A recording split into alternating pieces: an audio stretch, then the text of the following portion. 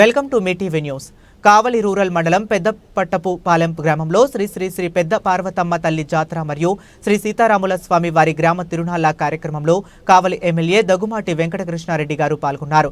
పార్వతమ్మ మరియు రాముల వారి ఆలయాల్లో ప్రత్యేక పూజలు నిర్వహించారు. స్వామివారి అమ్మవారి ఆశీస్సులు కావలి నియోజకవర్గ ప్రజలకు ఉండాలని కోరుకున్నారు. అనంతరం ఆయన మాట్లాడుతూ పెద్దపట్టపు పాలెం గ్రామాన్ని దత్తత తీసుకుని 2 సంవత్సరాల్లో గ్రామంలోని అన్ని వీధుల్లో సీసీ రోడ్లు వేయిస్తానని తెలిపారు. కరెంటు సమస్య తలెత్తకుండా నూతన విద్యుత్ స్తంభాలు, నూతన విద్యుత్ లైన్లు ఏర్పాటు చేయడం జరిగిందని తెలిపారు. కావలి నియోజకవర్గాన్ని అభివృద్ధి చేయటమే తన లక్ష్యమని, నియోజకవర్గంలో ఎలాంటి సమస్యలు ఉన్నా పరిష్కరిస్తానని, కావలిని కాపు కాస్తానని తెలిపారు. ప్రజల కోసమే పుట్టాడు, ప్రజల కోసమే పెరిగాడు. జై జన్మభూమి.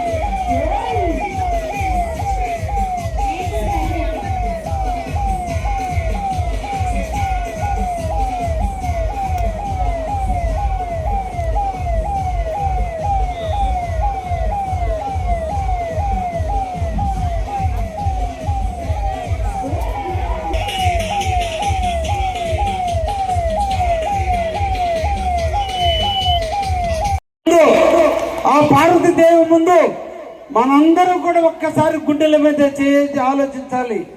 ఈ రాష్ట్ర అభివృద్ధి ప్రదాత, మనందరి పాలిటి దైవం, ఈ రాష్ట్రాన్ని అభివృద్ధి పథంలో నడుపుతున్నటువంటి శ్రీ నారా చంద్రబాబు నాయుడు గారి కృషి, మన యువ నాయకుడు, మన యువ శక్తి, కాబోయే ముఖ్యమంత్రి నారా లోకేష్ బాబు గారి ఆశీస్సులతో, నారా లోకేష్ బాబు గారి దీవెనలతో ఈ రోజుకి తల్లికి వందనం.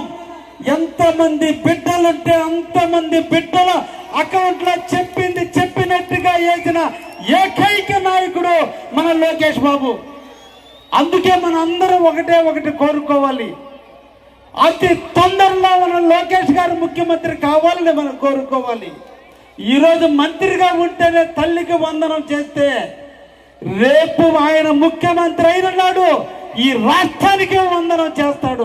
అటువంటి నాయకుడు ముఖ్యమంత్రి కావాలని తల్లి కొడుకు ఇద్దరు కూడా, మనం నిద్రపోయే టైంలో కూడా మన అభివృద్ధి కోసం ఇద్దరు కష్టపడుతున్నారు.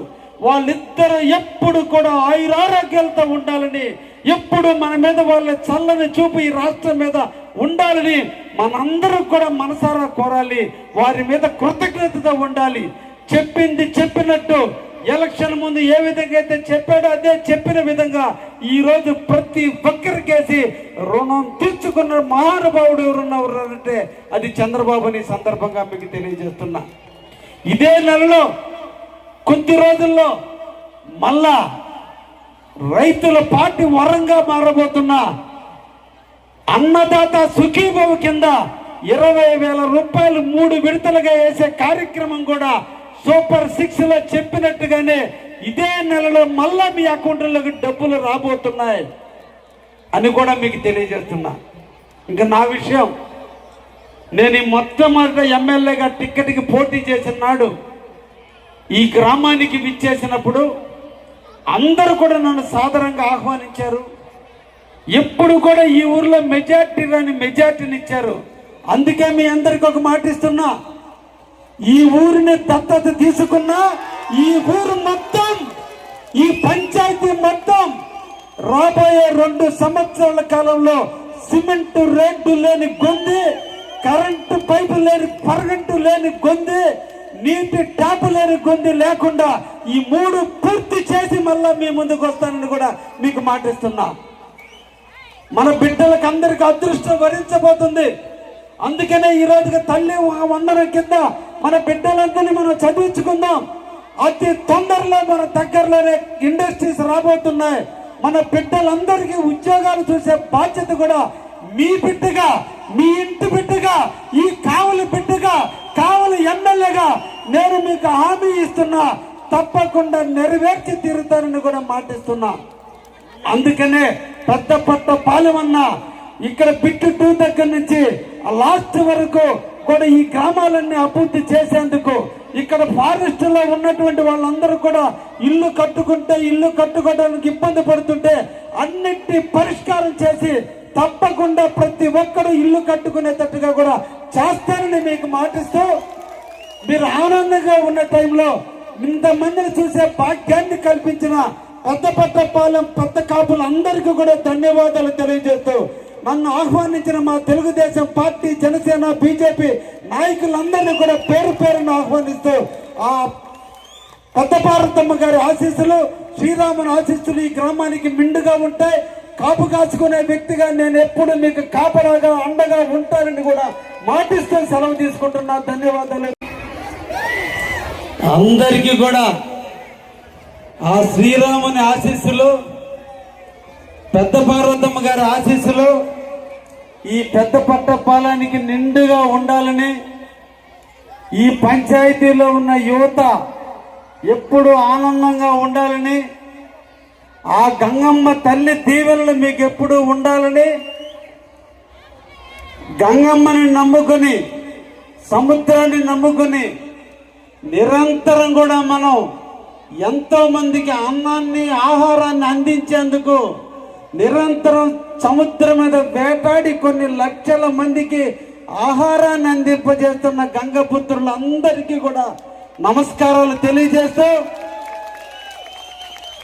ఈ రోజున మీరు నిన్నటి రోజున సీతారాముల కళ్యాణం, ఈరోజు పెద్ద పార్వతమ్మ గారికి మొక్కుబడులు తీర్చుకున్నటువంటి తరుణంలో మిమ్మల్ని చూడాలని, మీతో కలవాలని, నేను కూడా తల్లి దీవెనలు పొందాలని, శ్రీరాముని ఆశీస్సుల కోసం ఈరోజు మీ గ్రామానికి విచ్చేయటం జరిగింది. ఈ గ్రామ కాపులందరూ కూడా సాదరంగా ఆహ్వానించారు. ఈ గ్రామ ప్రజానీకం నన్ను సాదరంగా ఆహ్వానించారు. వారందరినీ కూడా అభినందనలు తెలియజేస్తున్నా. ఒక సంతోషకరమైనటువంటి విషయం, మత్స్యకారులంటే కల్మషం లేనటువంటి వాళ్ళు, కష్టపడటం తప్ప ఎవరిని ఇబ్బంది పెట్టనటువంటి వాళ్ళు ఎవరున్నా ఉన్నారు అంటే అది ఒక గంగపుత్రులు, మన మత్స్యకార సోదరులు.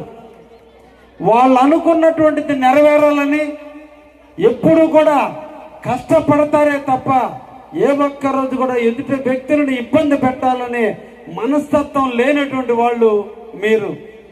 అందుకే నాకు మత్స్యకారులన్నా, మత్స్యకార కుటుంబీకులన్నా నాకు ఎనలేని అభిమానం ఉంది. కాబట్టే నేను ఎమ్మెల్యేగా నాటి నుంచి నేటి వరకు కూడా మీ గ్రామాల అభివృద్ధికై నిరంతరం కూడా కృషి చేస్తూనే ఉన్నాను.